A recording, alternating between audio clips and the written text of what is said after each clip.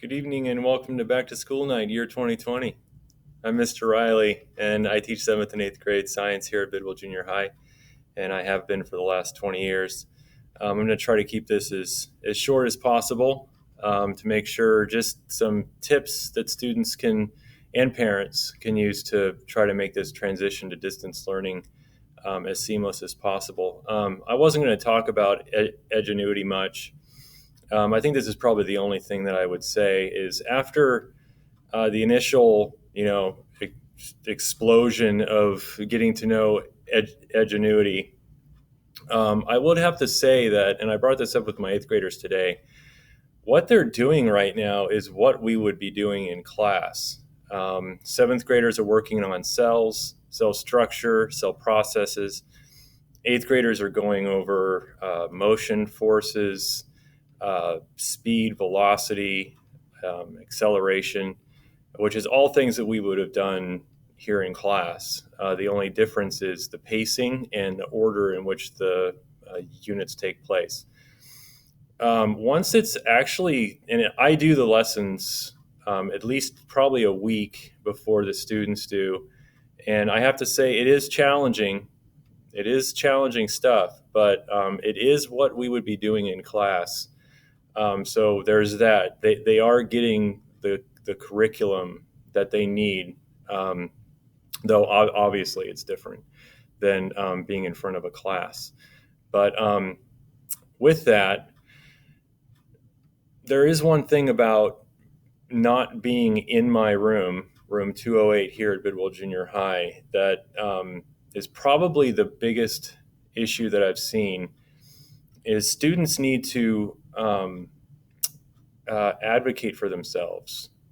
They really need to communicate with their teachers. They need to communicate with their counselors. They need to email. Let us know what's going on. For example, a couple days ago, I had a 7th grade student that emailed me, was having a really tough time with the quizzes. We had a meet session. I walked him through the stuff, and he walked out of there, ended up getting 100% on the quiz. But I don't know that, and your teachers don't know whether or not you're struggling with a curriculum or not unless you let us know, and parents as well. So parents can help. I mean, you could email the teachers, but especially with 8th grade, students are going to need to learn how to advocate for themselves. And some things that parents can do is maybe help them reach out to the teacher. Sometimes it can be a little intimidating, emailing a teacher, just like sometimes it's difficult to have students come in after school and meet with me one-on-one when they're struggling with something. But every time they come in, coming in the second time is easier, and the third time is even easier than that, to the point where they just sometimes like to come in after school and work on their stuff.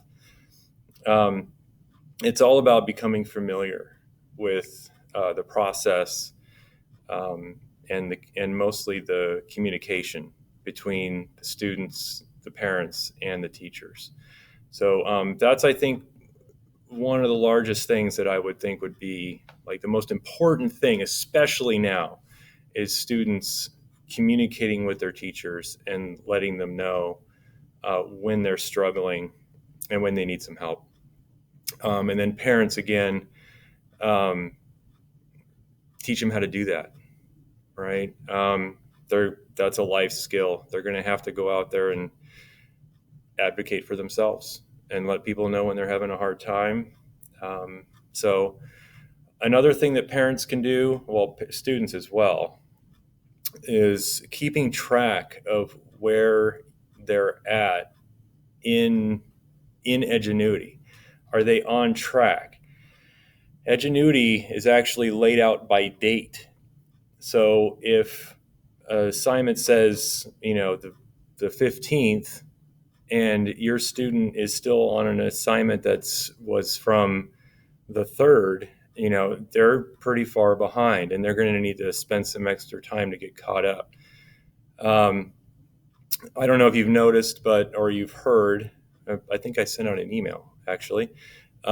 We have been making adjustments to the 7th and 8th grade curriculum to get it a little bit less. We cut out a whole unit out of seventh grade, stuff that we didn't think that we really needed to go over. If we did, we could always do it at the end of the year, but there's some fundamental stuff that we wanted to make sure that they got. Eighth grade, we've been cutting out assignments right and left. The longer assignments, trying to make it at least a little bit more user friendly. So I'm going a little long here, so I'm gonna cut it a little short.